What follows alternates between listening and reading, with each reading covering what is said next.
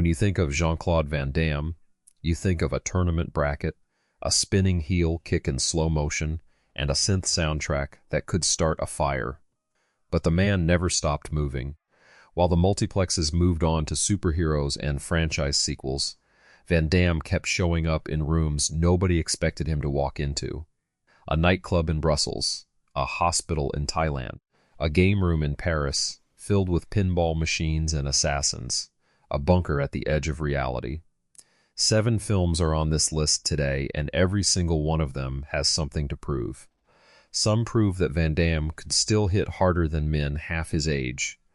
Some prove that he understood exactly what kind of movie he was in and had the good sense to make the most of it. And one of them, a French action comedy on Netflix, became the most watched non-English language film on the platform the week it dropped. 7 movies, 0 hype, plenty of action, and at number 1 today, a film that earned a perfect 100% from critics on Rotten Tomatoes. Stay with me, because this list is about the years when the muscles from Brussels refused to stand still.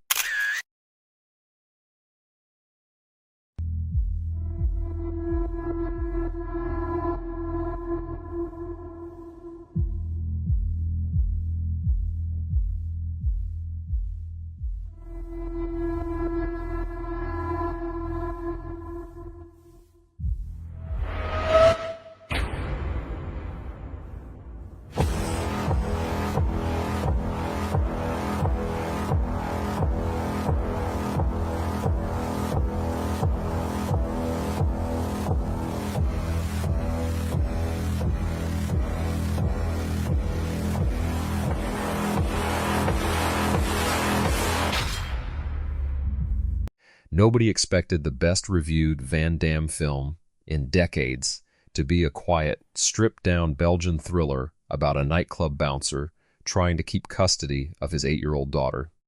But that is exactly what The Bouncer delivered in 2018, directed by Julien Leclerc and released in Europe under its original title, Lucas, before reaching American audiences as The Bouncer a year later.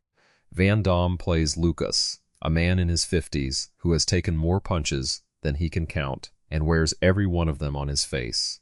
He works the door at a nightclub in Belgium, sending drunks home and keeping the peace with the minimum amount of force required. When he loses control during an altercation and ends up in jail, his daughter is placed into the care of social services. Interpol steps in with an offer: go undercover to help bring down a Dutch crime boss operating in Belgium, and the custody of his daughter will be restored. Lucas agrees, and what follows is one of the most deliberately unglamorous action films Van Damme has ever made. Leclerc shot the film in the gray, damp light of Belgium in a way that communicates something the glossy action productions of Van Damme's peak years never attempted: exhaustion. Lucas is not a superhero. He is a man who can fight because life has required him to fight, and who would rather be anywhere else. The fight scenes are sparse and purposeful, rather than spectacular, and Van Damme plays the character with a stillness and economy that reminded critics of his work in JCVD a decade earlier. The action elite called it one of his most subtle and restrained performances to date. Rotten Tomatoes critics gave it a perfect 100% approval rating on its limited release, making it one of the best-reviewed films of his entire career. The American cut runs slightly shorter than the European original and is dubbed into English, while the Lucas version uses French and Flemish with subtitles. Both versions tell the same story of a man who has very little left and is willing to do almost anything to protect the one thing that matters. The Bouncer found its audience slowly through streaming and home video, and it has since earned a reputation as the most mature and quietly powerful film of Van Damme's later career. For anyone who dismissed his output after the 90s, The Bouncer is the single most persuasive argument that he still had more to say.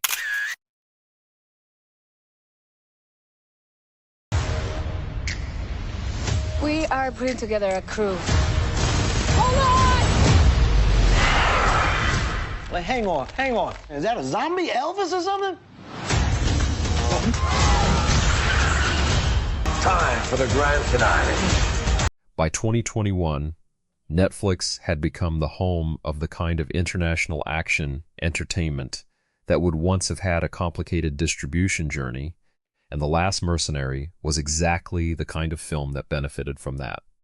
Directed by French filmmaker David Charhan and shot in French with an international cast, it stars Van Damme as Richard Brumery, known only as The Mist, a legendary secret agent who went off the grid 25 years earlier after making a deal with the French government to protect his estranged son, Archibald.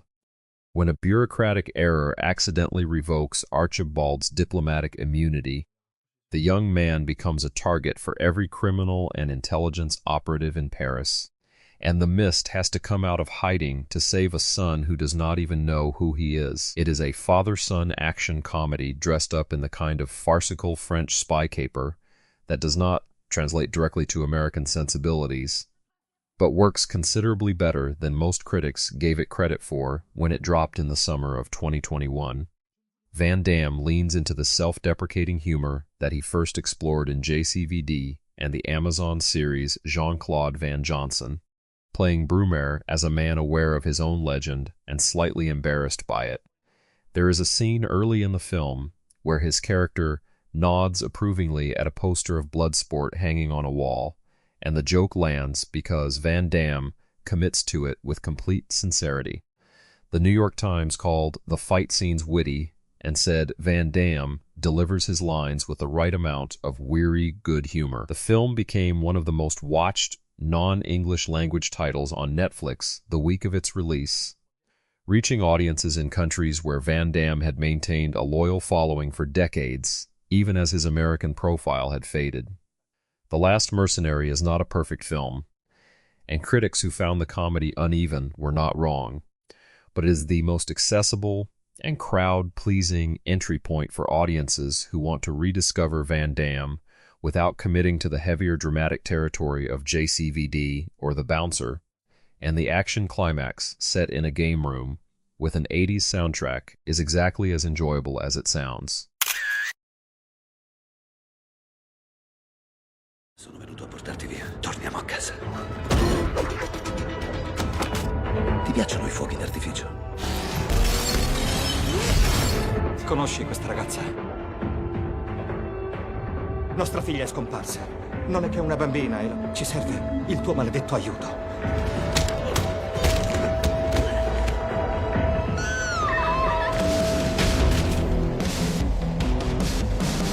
Per il ciclo Van Damme. Six Bullets arrived in 2012 as the second collaboration between Van Damme and director Ernie Barbarash after Assassination Games the previous year, and it deepened everything that first film had established. Van Damme plays Samson Gall, a veteran mercenary who retired after an operation in which two young girls died as collateral damage during a rescue mission he ran. He now works in a butcher shop in Moldova, drinks too much vodka, and carries the weight of what happened with the kind of quiet devastation that nobody writes dialogue for. When an American MMA fighter named Andrew Faden, played by Joe Flanagan of Stargate Atlantis, arrives looking for help, finding his kidnapped 14-year-old daughter who has disappeared into a human trafficking network, Gall sees something in the man's desperation that pulls him back into the world he left behind. The title comes from a grim observation made early in the film. In the world of trafficking, a child can be bought for 6 bullets. The film was shot on location in Romania and Bucharest, and Barbarash used the real geography of the city to give the human trafficking storyline an authenticity that most action films avoid. Van Damme's real-life son, Christopher Van Varenberg, plays Gall's son in the film, and his daughter Bianca Brie appears in a supporting role, giving several scenes between the characters an unusual texture. The opening sequence, which involves Van Damme on a motorcycle, infiltrating an operation, and racking up an impressive body count before everything goes wrong, sets the tone immediately and establishes Gall as a man who is very good at something he wishes he was not good at. Critics who found the film noted its taken-influence structure, while acknowledging that Van Damme brought considerably more emotional depth to his character than that comparison suggests. Media Mics specifically noted his emotional depth in navigating the character's moral complexities. Six Bullets is the kind of film that rewards audiences willing to meet it on its own terms. It is not trying to recapture the tournament bracket energy of Van Damme's earliest films. It is a slower, more somber piece about guilt and redemption, and Van Damme carries it with the kind of world-weary credibility that his physical gifts alone could never have provided.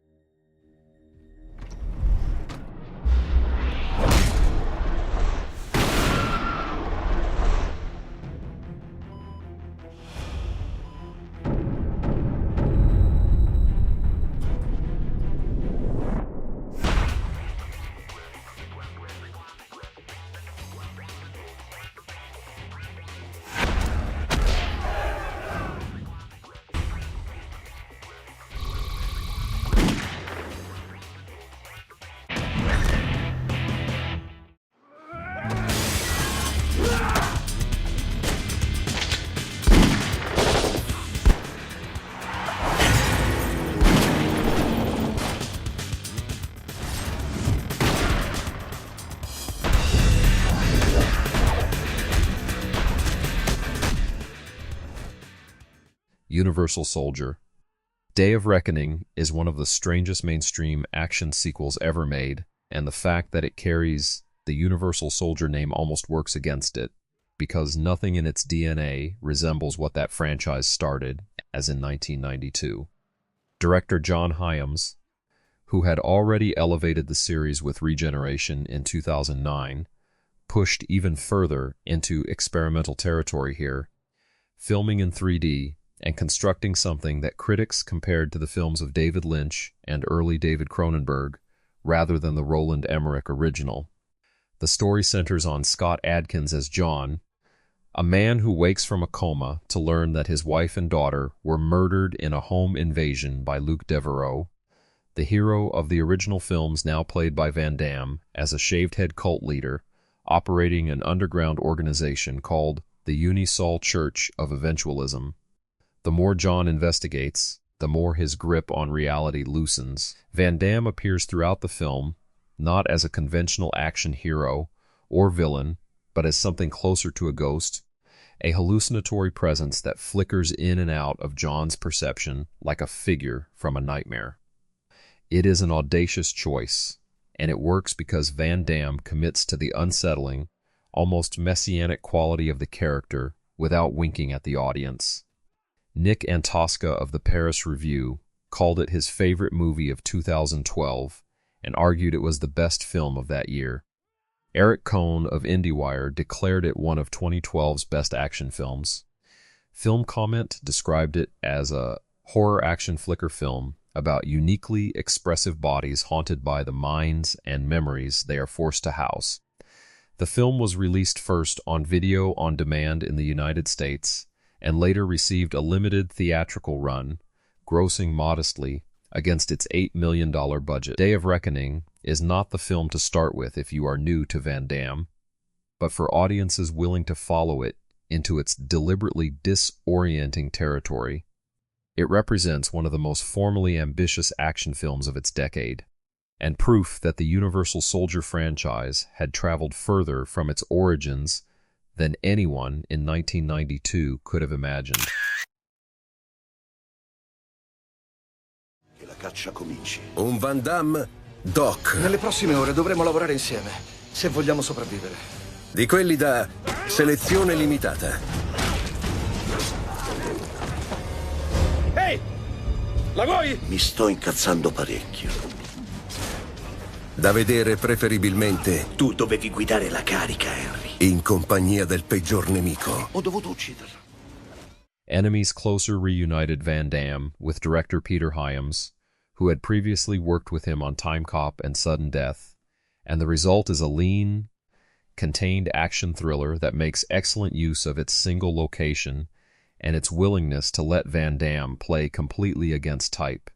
He plays Xander, a drug smuggler whose shipment has gone missing somewhere in a forest preserve along the American-Canadian border. Xander is not a character written with subtlety or restraint.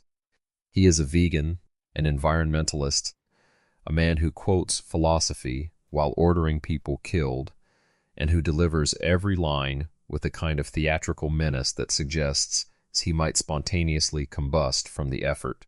Van Damme was not originally cast in the role. According to production accounts, both the casting of Van Damme and the eccentricity of the character were suggested by Peter Hyams after the project was already in development, and the decision transformed what might have been a routine straight-to-video thriller into something genuinely memorable. The forest setting gives the film a visual texture that distinguishes it from the generic warehouse and corridor locations of most low-budget action productions, and Hyams films the trees and the border landscape with the same eye for location that defined his best theatrical work. Orlando Jones plays the protagonist, a former Navy SEAL Ranger stationed at the preserve who becomes entangled in Xander's pursuit of the missing drugs, and the dynamic between Jones and Van Damme generates the film's best energy. Rotten Tomatoes critics gave Enemies Closer a 79% approval rating, making it one of the better-reviewed Van Damme films of the decade, with particular attention paid to his performance as Xander, which critics described as eccentric, funny, and surprisingly effective. Enemies Closer is a film that knows exactly what it is and executes it with precision. It runs clean, moves fast, and gives Van Damme one of the most entertainingly unhinged characters of his later career. If you have only seen him as the stoic hero, Xander will genuinely surprise you. Ladies and gentlemen, my brother, Eric Sloan, world champion! So who wants to go to Thailand? No rules. No ref. And the chance to be remembered for a lifetime.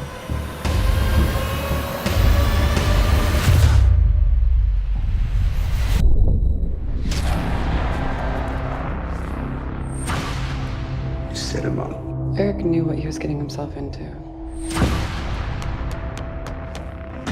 You trained my brother Muay Thai? Yes, I did. Why would you let him fight that monster? I train people. I don't tell them when to fight and who to fight. Train me to fight Tong Po.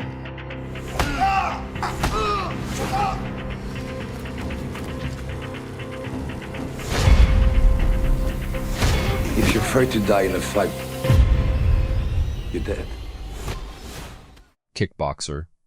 Vengeance is the film that brought the franchise that made Van Damme famous full circle, in a way nobody quite predicted. The 2016 reboot cast Alam Musi as Kurt Sloan, the new lead seeking revenge for his brother's death, while Van Damme stepped into the role of Master Durand, the trainer who shapes him for the fight ahead. It is a passing of the torch done with genuine affection for the original material, and Van Damme brings enough gravitas and physical presence to the mentor role to make every scene he shares with Musi feel earned. Georges St-Pierre, the former UFC welterweight champion and one of the most celebrated martial artists of his generation, also appears in the film and described filming his fight sequence with Van Damme as a dream come true. Dave Bautista plays the villain Tong Po, and the production shot on location in Thailand to give the tournament sequences an authenticity that the original 1989 film captured, and this reboot was determined to honor. The film was developed by Radar Pictures from 2013 onward, with a production history that included multiple director changes before John Stockwell took over the project and brought it to completion. RLJ Entertainment acquired United States distribution rights in March 2016 and released it in select theaters and video on demand in September of that year. The critical response was mixed, with a 41% rating on Rotten Tomatoes, but the audience response was considerably warmer, and the film's 48% audience score understates how well it played with fans of the original franchise. Van Damme's presence throughout the film as the wise, battle-scared master who knows more about what the fight costs than he lets on is the anchor that keeps the reboot grounded. Kickboxer. Vengeance did well enough to greenlight a sequel, Kickboxer. Retaliation, which arrived in 2018 with an even more impressive cast, including Mike Tyson, Christopher Lambert, and Hafthor Bjornsson from Game of Thrones. For longtime Van Damme fans, seeing him return to the franchise that launched his career in a completely different capacity was one of the more unexpectedly satisfying developments of his later career.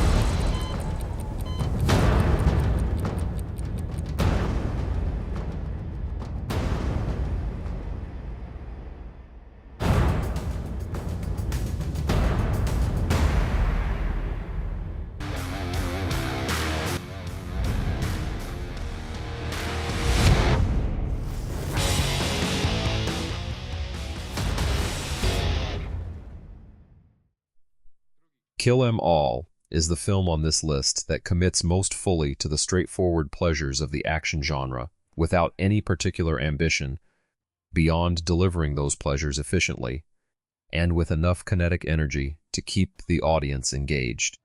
Van Damme plays Philip, a mysterious assassin who is brought into a hospital emergency room with multiple gunshot wounds after surviving a hit that was supposed to finish him.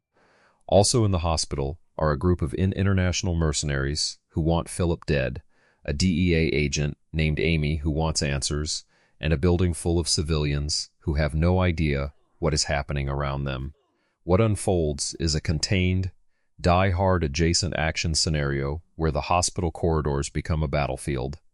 And Philip, despite being critically wounded, proves considerably more difficult to kill than anyone anticipated. Director Peter Malota worked closely with Van Damme on the fight choreography and the physical demands of the role, performed by a man then in his mid-50s recovering from a character who is also recovering from gunshot wounds, are handled with the kind of practical creativity that low-budget action films occasionally achieve when the people involved genuinely care about the craft. Peter Stormare appears as one of the antagonists and brings his reliable intensity to the role, while Autumn Reeser handles the DEA agent character with enough energy to keep the non-action scenes moving. Kill 'Em All does not reinvent anything, and it was not trying to. It delivers exactly what its title promises and does so with enough competence and enough of Van Damme's enduring physical charisma to make the 90 minutes pass quickly and enjoyably. Kill 'Em All performed well enough on video on demand and streaming to earn a sequel, Kill 'Em All 2, which arrived in 2024 and proved that there was still an audience willing to follow Van Damme into whatever room he decided to walk into next. 7 films, 7 different rooms, 7 more reasons to believe that the story of Jean-Claude Van Damme is not a story with a clean ending, a greatest hits compilation, or a career that peaked in a tournament bracket in Hong Kong in 1988. The man kept walking into new territory long after the spotlight moved elsewhere, and what he found in those rooms was sometimes modest, sometimes surprising, and occasionally genuinely extraordinary. The bouncer proved he could carry a film on nothing but restraint and presence. The Last Mercenary proved that Paris and a game room and a son who does not know your name can be the setup for something worth watching. Universal Soldier. Day of Reckoning proved that a franchise sequel can become something its creators never imagined, and that Van Damme's face, stripped of its familiar heroism, can communicate something unsettling and powerful. And 6 Bullets, Enemies Closer, Kickboxer, Vengeance, and Kill 'Em All proved that the genre that made him did not stop needing him just because the theaters stopped calling. This is the catalog that the casual fan has not seen. If you walked away from Van Damme after Time Cop and only came back for the Bloodsport anniversary clips on YouTube, This list is your invitation to keep going. Drop a comment and tell me which one of these 7 films you are watching first. If The Bouncer is already a favorite, say so. If Universal Soldier, Day of Reckoning broke your brain in the best possible way, share that. Hit the like button if any of this landed. Subscribe so you do not miss what comes next. And come back soon because the Van Damme catalog still has more ground to cover and we are not done yet.